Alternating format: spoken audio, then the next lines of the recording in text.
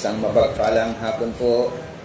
Minsan pa ang bati ng inyong lingkod sa bawat isa, sa mga magigiting na miyembro ng Pantas Ministerial Association, of course mga estudyante ng Asian Seminary of Leadership, yung mga face-to-face, at saka yung mga nasa online. Welcome po sa atin pong pag-aaral ngayon sa hapon po na ito. At ang subject po natin ay homiletics. Roman number 8 po tayo. Pag-usapan po natin explanation of the subjects. So, ibig sabihin sa Tagalog, ito po yung pagpapaliwanag, paghahayag, paglalahad, diba? Pagpapakilala, dami ng mga ng subject na sa Tagalog yung subject. Aralin. Yun, very good. Aralin, ano? Ayan, no? Pagtuturo ng aralin. Malayo. So, letter A, in connection sa explanation of our subject o pagtuturo ng aralin. Kaya kailangan alam mo yung ituturo mo, di ba ba? Paano malalaman ang ituturo mo? Dapat inaral mo. Amen? Ganyan po yung mga guro. Alam mo magturo ka na hindi mo inaral. Baka mamaya bandang muli ikaw patuturuan ng mga tinuturuan mo. Bumaliktad na. So, ano ang mga ituturo? Of course, dapat sa'yo, bilang mga tagapangaral, alam mo yung tinatawag na the main subject or the main idea. So pwede raw po sabi nga, may be unclear to the hearers, but be sure, no? Paano magiging unclear to the hearer? Bago mo ituro, unclear pa yan. No? Pero matapos mo ituro, naging clear. Mamaya bago mo ituro, unclear, nung ituro mo, lalo naging malabo Diba? Napanood ko lang yung isang nagturo o nag-interpret ng John 3:16, yung salitang world. Dahil nga meron siya sariling doktrina, yung world daw doon, yun ay mga para sa mga taong pinili lang ng Diyos. Diba? Kalino, tingnan mo sa aralin mo, yun nga. Aralin mo yung aralin. Bago mo ituro, di ba? Na yung world doon, cosmos. Na ibig sabihin, yung mga tao, no, included lahat ang mga tao. For God so loved the world. Diba? Meron palang special sa kanila. No? Palibasa, may doktrinang dala, pilit na ipinipilit, yung dala-dalang karga-kargang doktrina na kung saan, pati talata, pati mga salita, pinipilipit, yun ang tawag doon, twisting the word of God. Okay? So, kaya kailangan inaaral. Yung subject, inaaral. Amen? Kahapon yung subject namin, yung pinaka-tema, matibay na sandigan. Diba? So, kailangan aralin mo yung context. Tama? Kaninong pangungusap yan? Kailan niya sinulat yan? Diba? Yung mga ganun ba? Ano ang mga sitwasyon na kanyang buhay?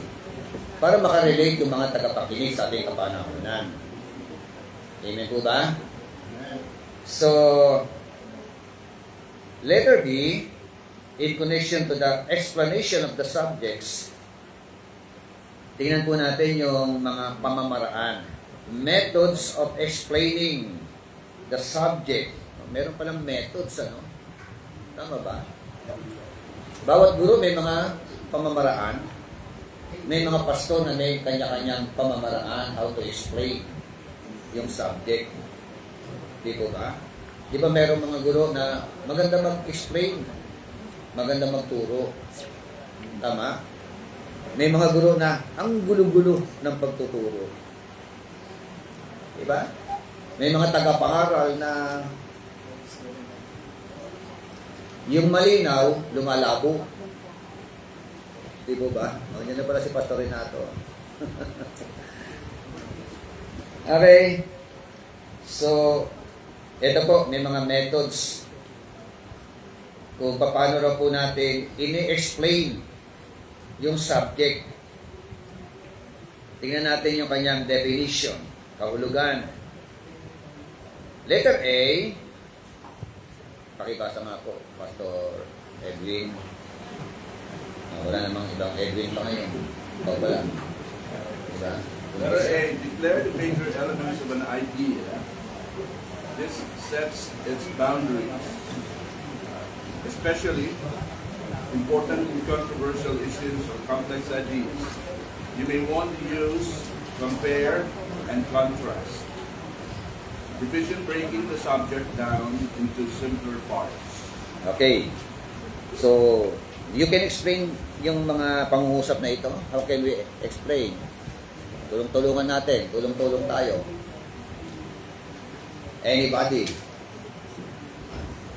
In connection to methods of explaining the subject, ano po? Ano raw po? Unang hakbang sa letter A, ano raw?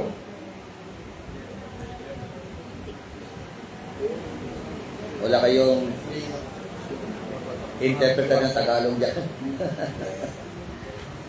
Sabi ron, ano? Ihayag. Tama? Ideklara. Yung alin? Yung mga pangunahing elemento. Tama? Declare the major elements of an idea. Diba? So, what are the major elements of the idea? Para lumilitaw, ito yung mga major points mo. Tama? Pag-usapan po natin, 3 salita. Sabi ko nga, there are 3 things to consider. Sa mga dumalo kahapon, sino po nakakaalala?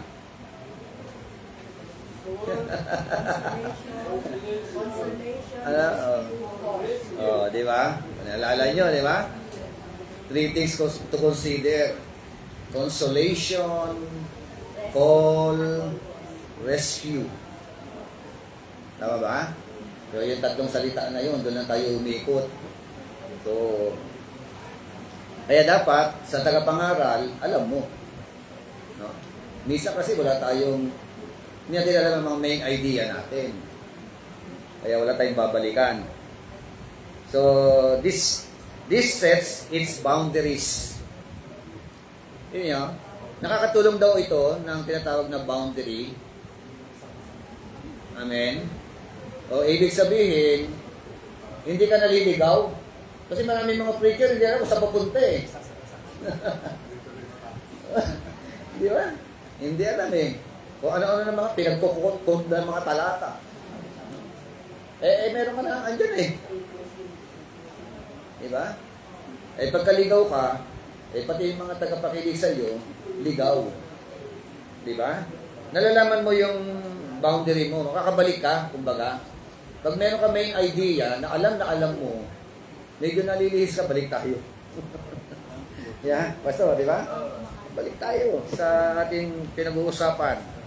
Napasarap. Napasarap ang paglalakbay. Ano mga kinuwento mo? Okay. Especially, important in controversial issues or complex ideas. Yan. Lalo na mga importante. Diba? So, katulad noon, very important yun. Kailangan ma-define mo talaga yung the word cosmos. Or else, pati doktrina mo na bago na. Diba? So, you may want to use compare and contrast. Amen? You can use comparison. Diba? Or contrast naman, diba? Yung similarities, pwede po. O yung kaibahan, magkaibang mga bagay. Diba? Okay. Sa letter B, division, breaking the subject down into simpler parts. Amen. So, paano ko dinivide ang 2 Samuel? Chapter 22. Diba? Yung verse 1, ito pala nag-aala-ala na lang siya. Diba? Pagkatapos yung ala-ala niya, unang pangungusap, in connection to consolation, verse 2 and verse 3. Yun ang division. Diba? Tapos meron desolation yun, hindi ko na masyado na-explain. Verse 4 and verse 5. Verse 5 and verse 6 pala. Tapos yung call, kinuha ko yung verse 4 and verse 7. Nandoon lang naman, di ko ba? Okay, so, breaking the subject, no? Matuto po tayo maghimay-himay. Amen? Pinagsasama ang 2 o 3 talata, o kaya isang talata lang. Diba? Tapos pangalawang puntos, pinagsama mo ang 2 uling talata. Pangatlong puntos, nagsama uli yung 3 talata. Kinungkulod mo. Doon din. Expository preaching. Ando na rin ang conclusion.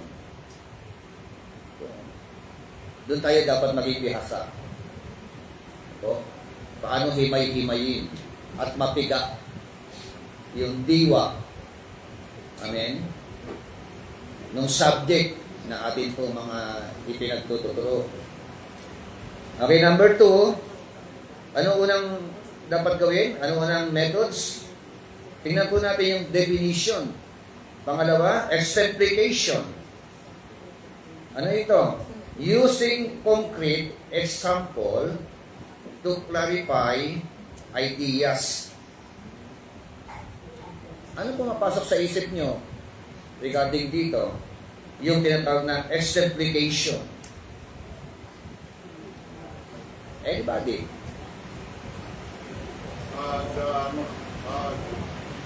Pwede ang demonstration ang kukuhanan ng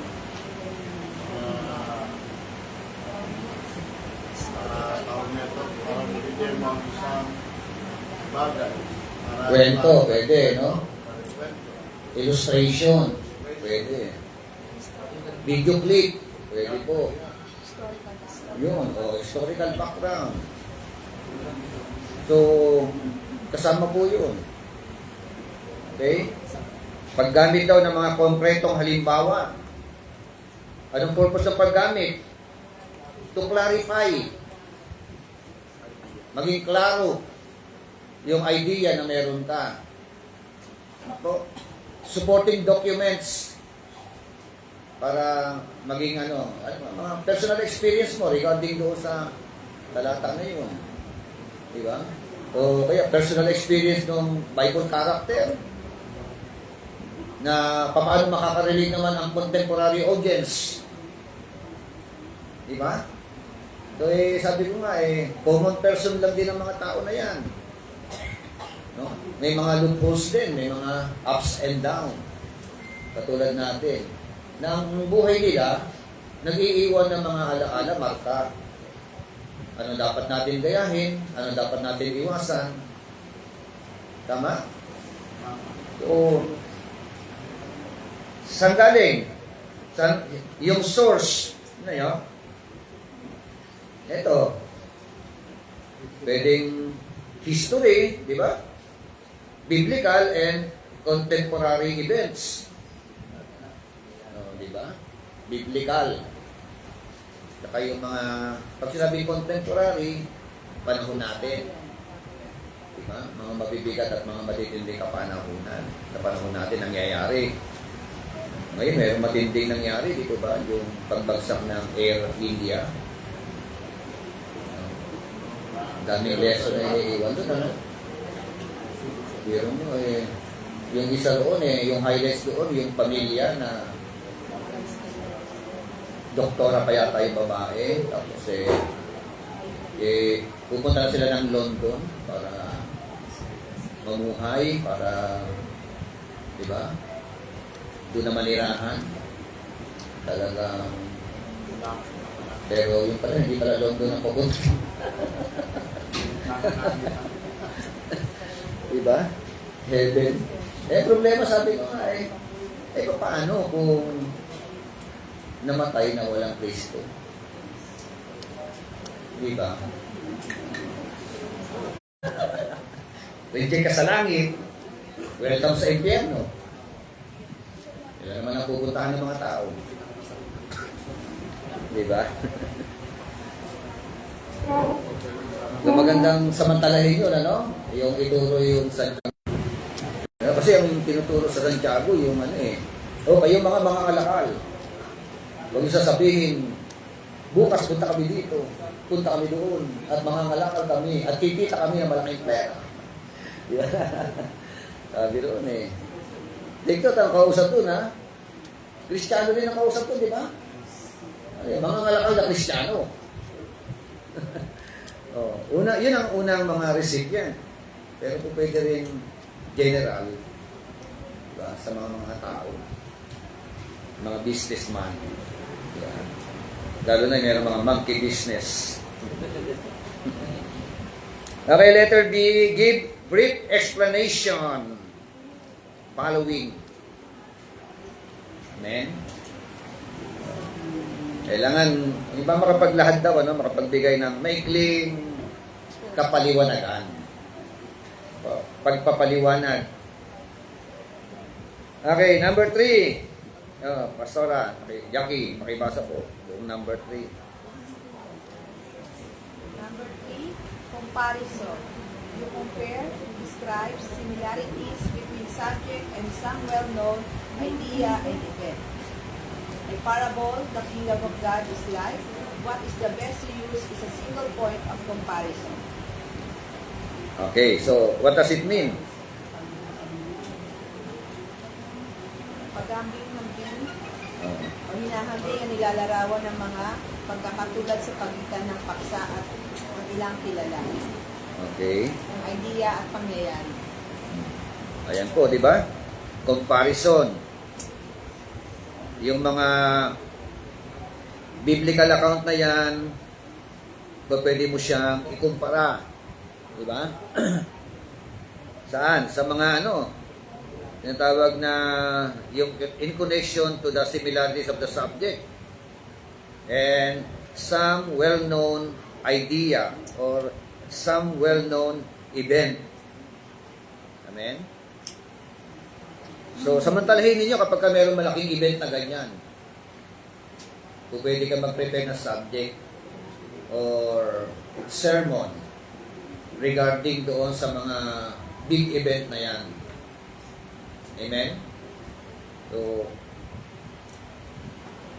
letter B, kung parable yan, of course, ang pinatutungkulan niyan, the kingdom of God. Tingnan the kingdom of God is like. Ano ba ang katulad ng kaharian ng Diyos? O paghahari ng Diyos? Di ba merong comparison? May paghahambing. Palaging ganun no? Mostly, ang parable ganun po nag-i-illustrate. No? The kingdom of God is, may mga ganun po. Katulad siya ng ganito. Okay? Letter B, what is best use? What is best to use is a single point of comparison. Amen? Naalala niyo 1 Peter chapter 1, verse 24 hanggang 25 na may comparison doon Ulit, ang sabi doon, for all flesh is like grass. Amen? And all its glory is like the flower of the grass. the grass with her and the flower goes on. But the word of the Lord endures forever. Amen? Anong comparison doon? Anong pinagkukumpara? Tao at saka damo. Di ba? Merong comparison. Flesh and grass. Di ba? Ano pa? Yung flower of the grass. Ano yung comparison sa flower of the grass?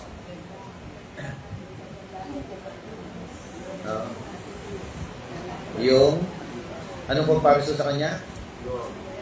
Glory ng tao. Diba?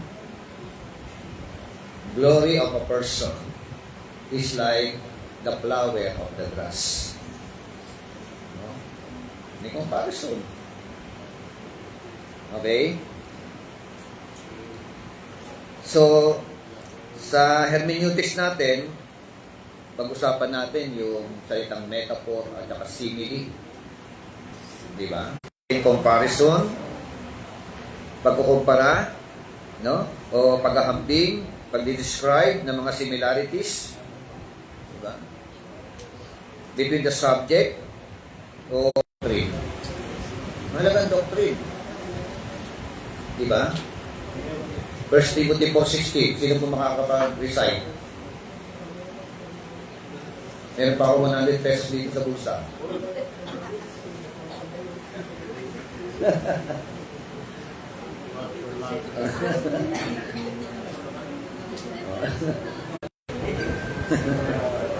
Ano sabi ron?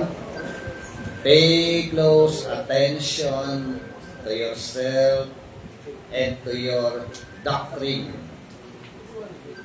As you do this, you will ensure your salvation and to those who hear you. Amen. Diba? Dapat kabisado niyo yan. Hindi ka na papalisit ang 2 Timothy 2:15, baka mapasubo ako. Alam naman, hindi niyo pa alam yan, di ba? Diba? Kaya lang, papalisit ko yan sa inyo sa Isaiah. Sino makakapag-recite ng 2 Timothy 2:15? Bisaya. Bisaya. Mga Bisaya kayo, di ba? Iba. Okay. John 3:16, Ilocano. Diba? Okay. Ayan po. So, isaalang-alang natin, ano, yung tinatawag na isabi dito nga, no, sa argument. Ang definition niya, support for the sermon's idea by relating them to other ideas already accepted as true. Diba? Yun daw. At meron po mga tinatawag na varieties of arguments or argument. Una, argument by testimony. Ito raw po kaya nga very powerful yan, di ba? Mahirap, mahirap gibain, tama, gibain yung mga testimony natin, ano?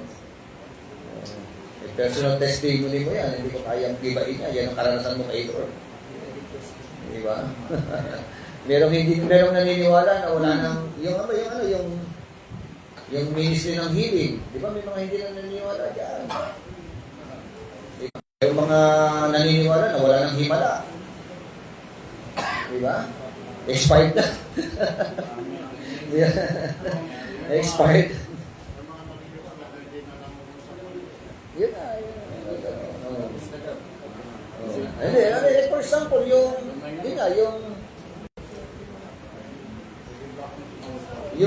sasabi na nangusap sa akin ng Diyos. Oh.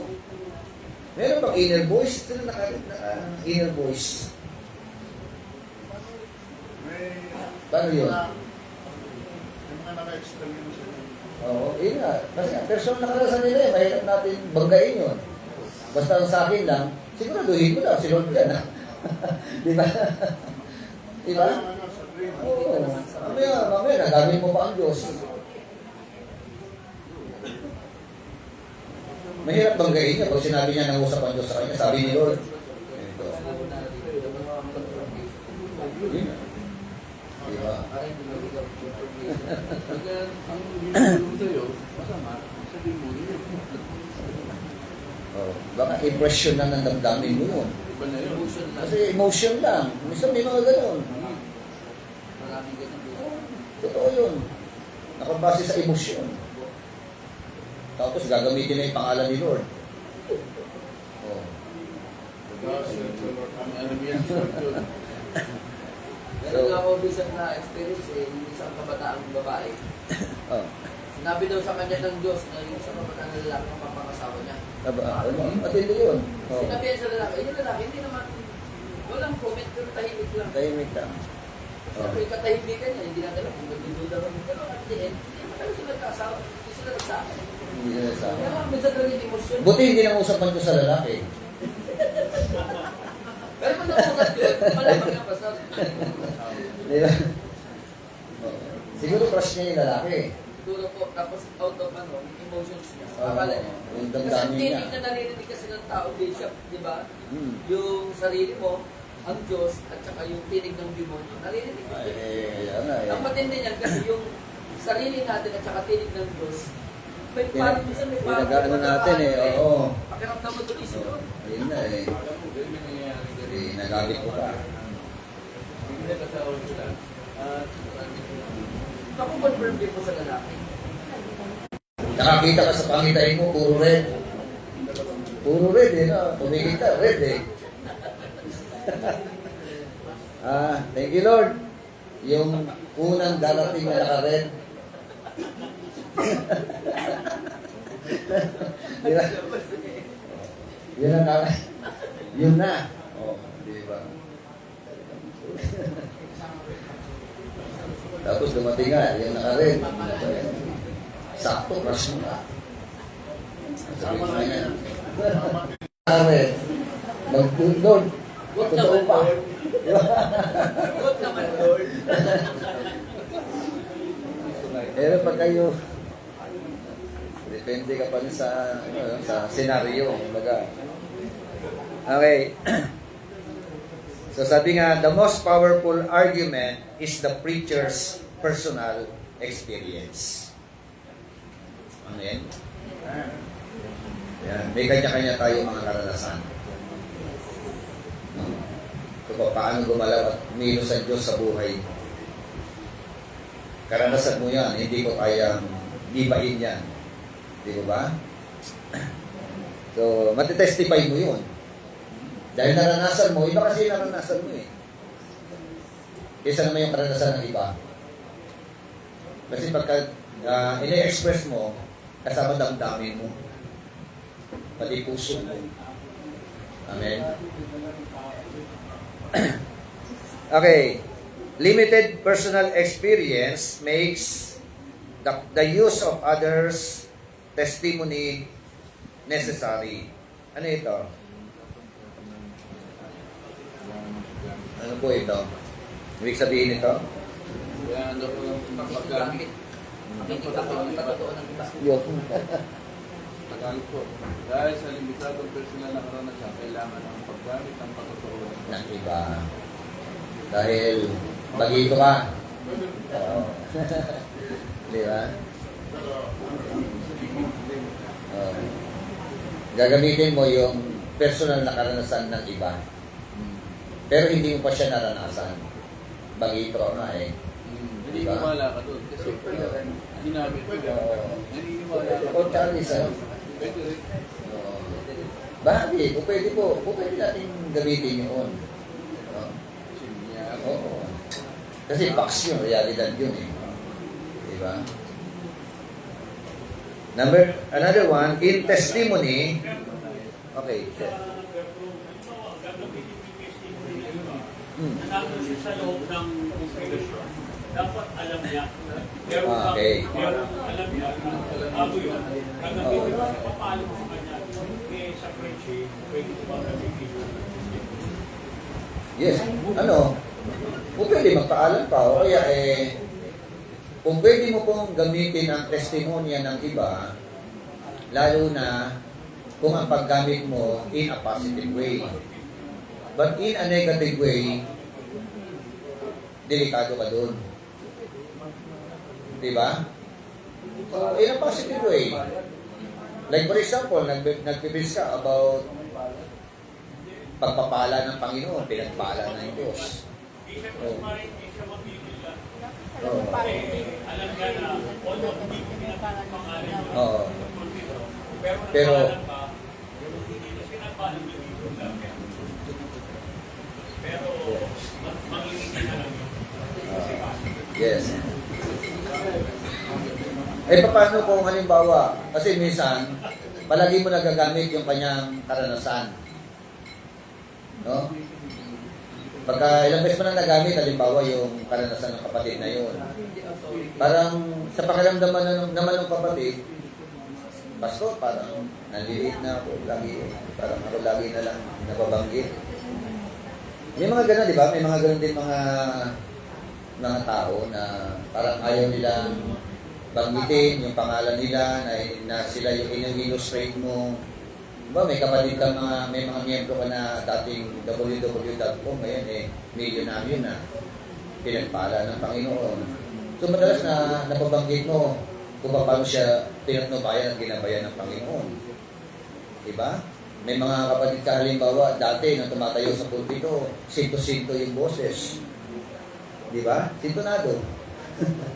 Diba? Lihis ng konti ang boses niya, pero nagtyaga at nagsikap talaga. Ngayon ano na, di ba? Ginintuan na yung boses, gumanda yung boses, na-develop. Di ba minsan ikukumpara mo yung mga ganon?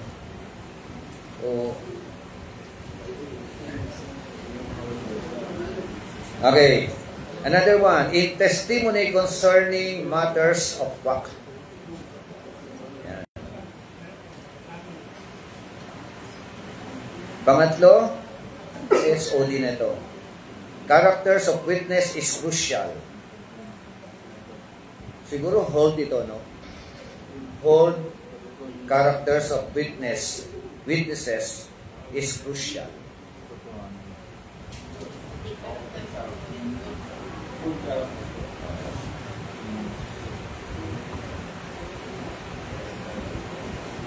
Another one, improbable events need more proof. Ayan. Especially a reasonable justification or motive. So, ano po yung mga improbable? Na minsan nagkukwento tayo ng parang ano yung parang kwento ko ba? Di ba? Minsan nagkukwento tayo, like for example, kay Taning at saka kay Pedro. Di ba? Dinalaw halimbawa ni sabi ng kwento dinalaw ni kamatayan, kamatayan si Pedro. Tapos Pedro, eto na yung listahan. Nasa unahan ka. Kukunin na kita. Yung mga ganun mga kwento, no? E di tuso ito si Pedro. Sige po. Wala akong magawa Nasa unahan ako E di, diyan ka muna, upo ka muna, pagtiplan muna kita ng kape. Tuso nga, may pampatulog. Nilagyan ng pampatulog yung kape. Pinainom ng kape si kamatayan. Dahil nga matindi yung pampatulog. Tulog. Pinakialam yung listahan.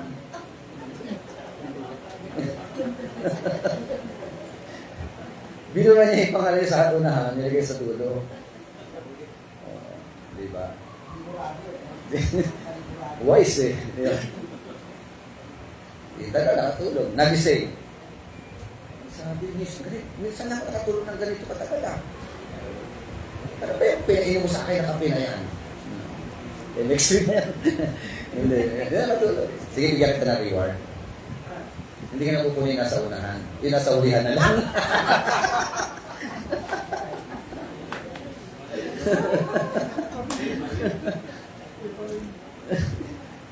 Di ba yun? Wala kang kawala. Kahit anong puso mo. Diba? Parang bakit tinakda? Itinakda. Di ba? Yun po yung question na yun. Ako nag-iisip din ako eh. Yung Air India. Nakatakda ba lahat ng mga kayo? Pero nag-practice sila Practice yun. 2000. Appointed. Di ba? Di ba? Pati bata, at the age of ano, di ba? Parang, ano yun, no? Nakatagda lahat yun, mamatay. O mayroong maagang napapawa, na ano, Cloud yung mga pangyayari para sila yung sama-sama sila sa pangalaman. Para maganap yung nakatagda sa kanila. di ba? Yun lang, malaking question mark yun, di ba? Yun ba naman? Isang nalay, Oo, nakatagda. meron daw, di ba? Late ng 20 minutes, so, sama na loob niya.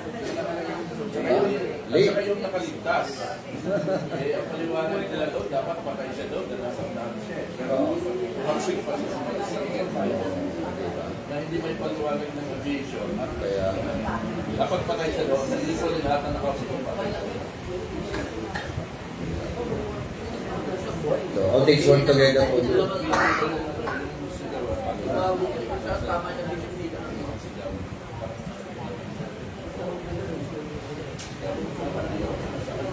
So, meron bang napapaagang mamatay? Parang ano sila eh. Meron napapaaga? How can you interpret Hebrew 9:27? Paano yung tamang interpretation? Yung interpretation, tingnan nyo, o aralin niyo yung Hebrew 9:27. Ano ba? Ano? Diba? Diba para ba kasi sinasabi ron? It is appointed unto man to die once. Diba? Nakatakdang mamatay. Minsan. Yun ang sabi ron, ano? Minsan mamamatay. May pangalan ng mamatay. And then, after that judgment. Pero kailan yung minsan mamatay? Kailan yung mamamatay? Sabihin, depende lang ano. Oo, may takda. So, Kanya-kanyang takda. Trabaho talaga. Diba? To kill and to destroy. pwede naman yung to kill those appointed by God to be killed. Okay. Basta ang ano doon, appointed unto man na minsan mamatay. Pero kailan yung appointment? The question, yun na ba yung appointment nilang lahat? Yung yung crush na yun, na plane na yan. Meron kayo napaaga ang appointment ko. Kaya kasama yung ano. So, testimony concerning opinion. The preacher should make it clear when he or she speaks from fact and from opinion. Ang mga preacher daw, tayong mga ngaral daw po, no? Siguraduhin daw po natin, ano? To make it clear kung kailan, di ba?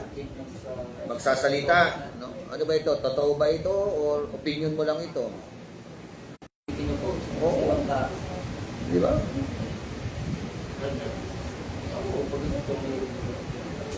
Yes.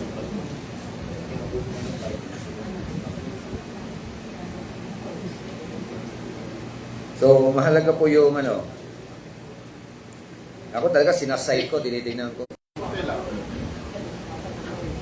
Like for example, yung mga quotation galing kila Abraham Lincoln, di ba? Ferdinand Magellan. Malaki ano yun? Kaya siguro minsan ginagamit kasi yung mga tao well known as successful ba sa mga ganung larangan. Kaya Oo, yes, oo. Kaya, some example of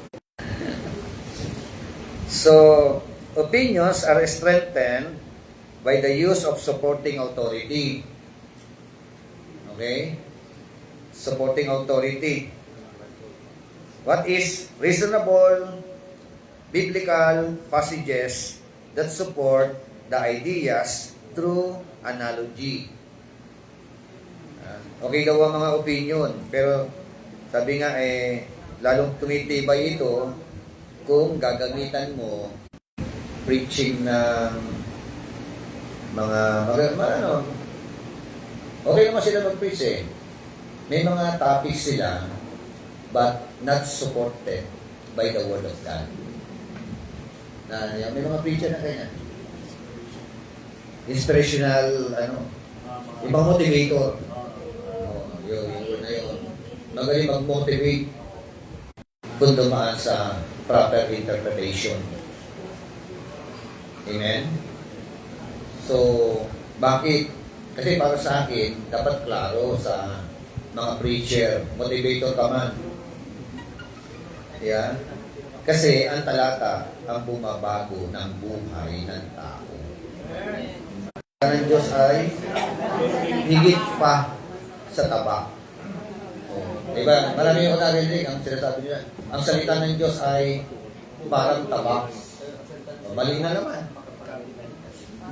Isa lang matanggal, di ba? Parang taba. May mga gano'n. Ano sabi ng Bible? Ang salita ng Diyos ay higit pa sa taba. Anong klaseng taba? Na magkabila ay talim. Diba? Tumatagos sa kasukasuan hanggang sa utak sa buto. At nakatataho. Pagka hindi ka marunong sumipat, akala mo biblikal. Ano sabi roon? Tama yung una. Ibigin mo ang Diyos. Higit sa lahat. Diba? Ang kasunod, ibigin mo kapwa mo.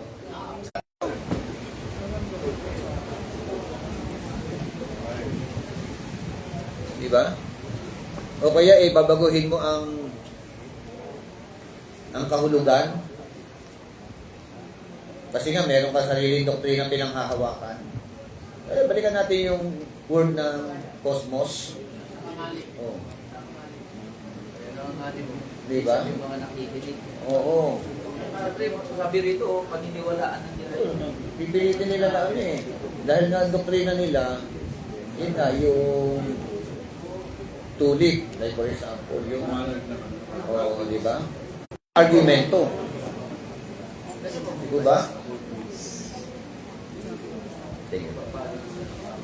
So, the speaker's principle must be true, no? For deductive reasoning to be effective, ng higit kaysa mga tagapakinig natin.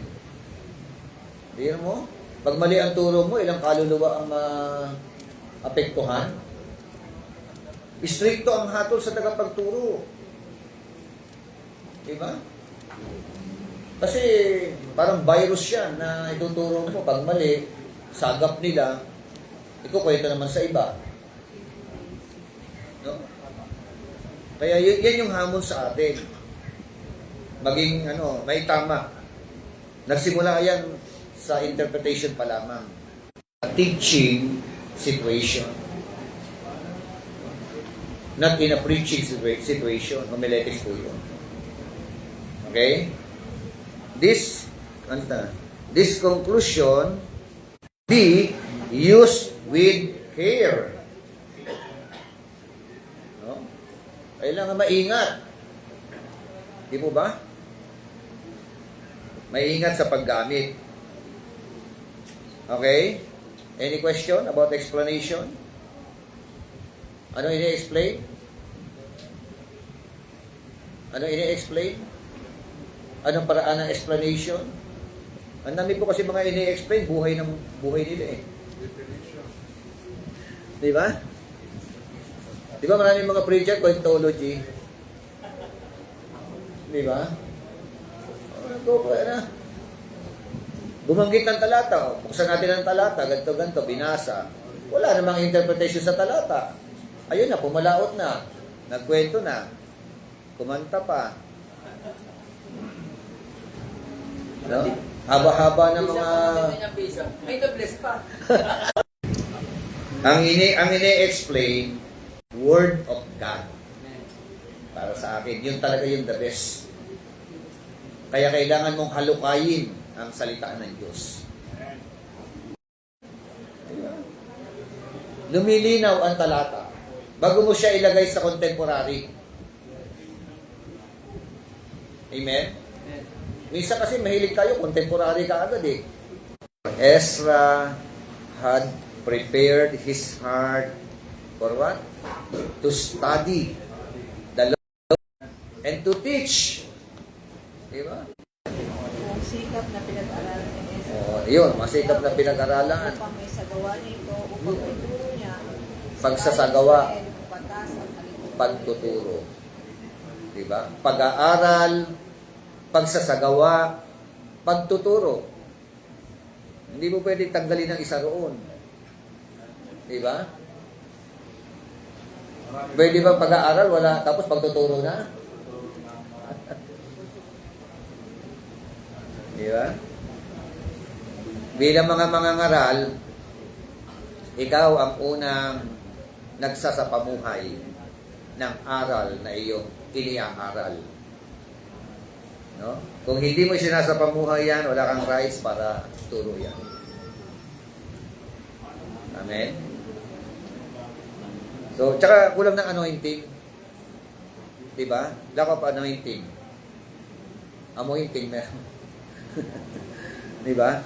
Kulang ng anointing kapag... Kaya siguro, Bishop, ang iba, sinasabi nila na kumbaga wala na yan. Hindi na yan kaya gusto. So, testament lang yan. Oo, Kasi una, hindi nila naranasan. naranasan. Hindi pinamuhay. Hindi na sinubukan din pumuhay. Kaya walang resulta. Kaya wala. Expired. Expired na. Expired. Okay, so such revealing redemption. Amen? Diba? Yung revealing, mahalaga. Very crucial. Diba? Bakit nga? Bakit daw? Sapagkat ang Diyos daw po ay nagbigay o ibinigay ang mga talata na ito, ang layunin, the purpose, and the very purpose is, basahin mo nga, nakasulat dyan. Ang gayong pagpapahayag ay nagpapahalaga dahil binigay ng Diyos ang banal na kasulatan para sa layunin ng pagtubos. Layunin ng pagtubos. Tuldok. Ang Espiritu ay dapat na tumutulong sa gawain ito.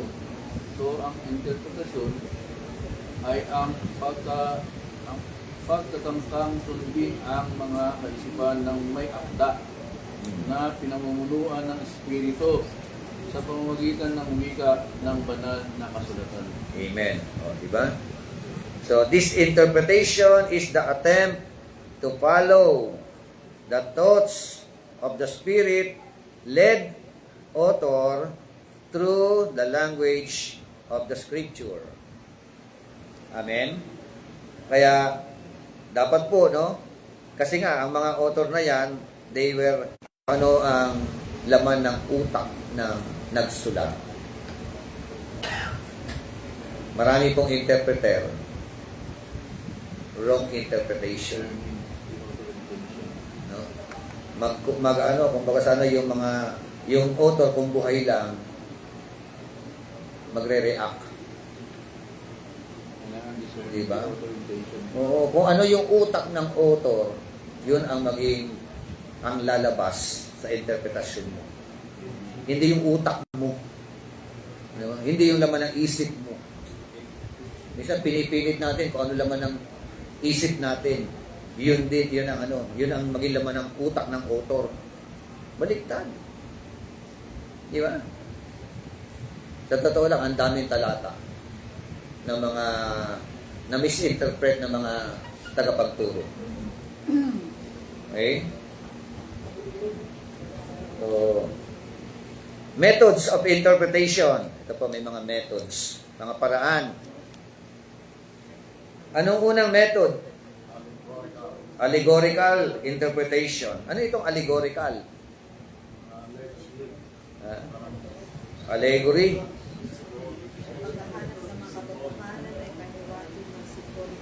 So, ano sa Tagalog yung allegory? May Tagalog ba yan? Tagalog, allegory.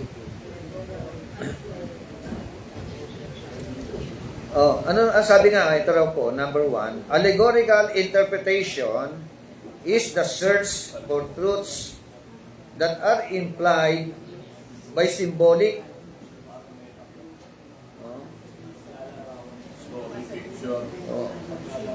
non-literal. Oo, ganun yung allegorical. Oo. Use of terms in the passage. Such truths are not literally stated.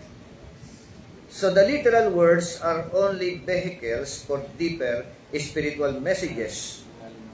Small details may take on great importance. Ano po ito? Ito na pong method na ito. Sabi nga, is a method of understanding a text by uncovering its deeper and symbolic meaning beyond the literal interpretation. Yan ang mahirap. Pagka hindi mo alam kung paano gagamitin ang allegorical. Pwede ba allegorical lahat yan? Diba?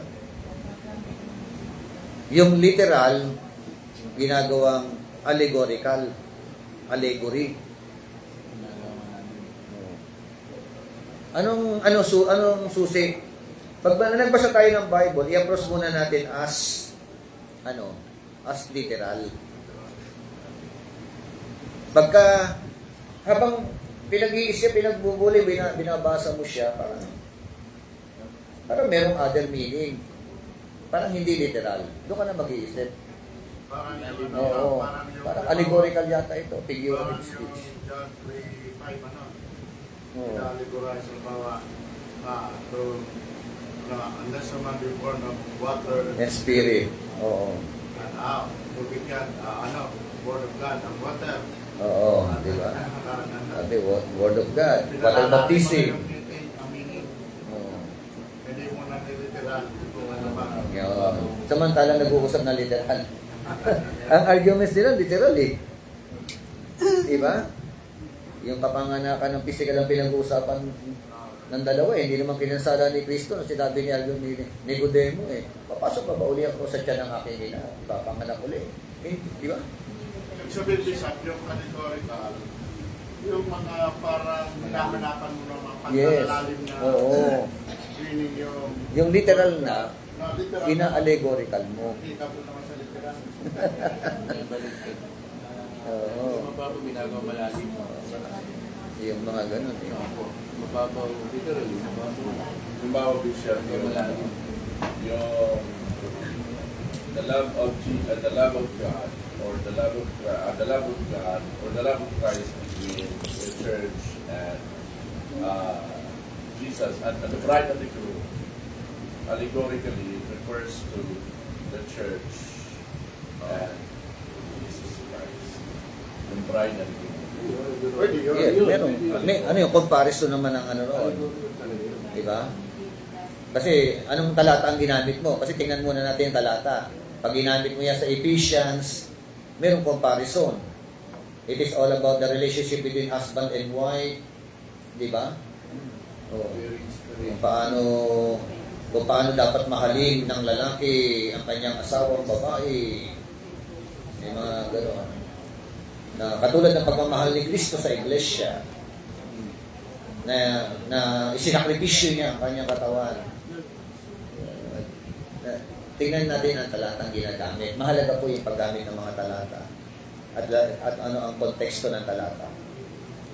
Okay, definition number 1. Sabi nga Judaism adopted this method of interpretation in order to reconcile OT or Old Testament with Greek philosophy. O, sino po ang mga nanguna diyan? Si Philo of Alexandria. This is the 4 rivers of Eden represented. Ano yung representation ng providence, courage, temperance, and justice. Di ba mayroong 4 rivers? Tigris River, Euphrates. Tapos inalegorical. Anong ibig sabihin ng Tigris River? Euphrates River. Ano pa yung mga river na yun? Apat yun eh. Ha? Sion? Ano? Sion? Ihon? Ihon? Ano pa isa? Tigres, di ba? Euphrates. So, nangyari, yun ang interpretation nila. Let us see, this spread in Christian theology. Kita nyo pinag-usapan natin itong mga allegorical na ito. Talagang kumalat din eh. Di ba? Biblical scholars such as Origen and Clement of Alexandria adopted this method of interpretation. Kita nyo? Inadapt pala ng mga yung ni Philo ng Alexandria, yung sistema ng interpretation ng allegorical. Pero pwede rin ito. Kasi may mga kasi sila niyan. May mga research sila na halimbawa ang vision. May nabasa ko niyan. Mga ganun Na ang kahulugan talaga ng meaning, Hebrew meaning ng walang vision. Ito ganyan. Kaya nailalagay nila dito, halimbawa, providence. Oo, inisipan nila ng ibig sabihin. Yung Shiva, meron ako narinig na interpretation, sabi nila, yan ay Cebu. Kaya Bisaya yung Queen of Sheba. Di ba yung Queen of Sheba na nagpunta kay Solomon? Na nagbigay ng handog? Oh. Kaya Yung Samaritan daw, mga taga-Samar. talaga matindi mga Bisaya, Mga Samarinyo? Okay. So, they declared that each passage, ito yung deklarasyon nila, each passage has 3 meanings. Literal, moral, and spiritual. The spiritual is the highest and open only to matured believers.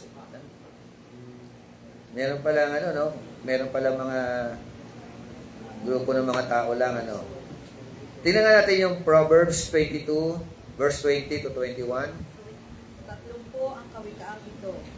Bawat isa ay magandang panuntunan at magdudulot ng kalaman.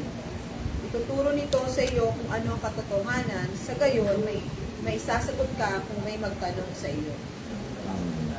Okay. How about John 1:27? It is he who coming after me is prepared before me, whose sandals strap I am not worthy to lose. Okay, so yung salitang unworthiness, Unworthiness is inability to grasp an incarnation and descend into Hades. So, yun ang 127 nandyan. Tama ba yung interpretation na ito? Try natin. John 1:27, English version.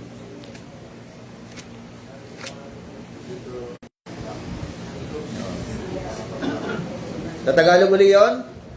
Sabi ni John the Baptist, siya na dumarating. Darating siya kasunod ko, Kasunod subalit ko. hindi man lamang ako karapat-dapat na magkalag ng sintas ng kanyang sandalyas. Hindi man lang ako karapat dapat magkalag ng sintas ng kanyang sandalyas. Meron siyang allegory. Ano yung kanilang naging interpretation? Yung salitang unworthiness, sabi roon, is inability to grasp incarnation and descend into Hades. Di ba? Meron. Dagdag bawas, no?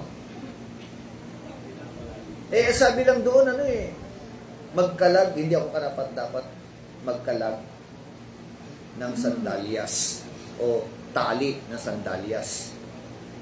Meron spiritual, meron pang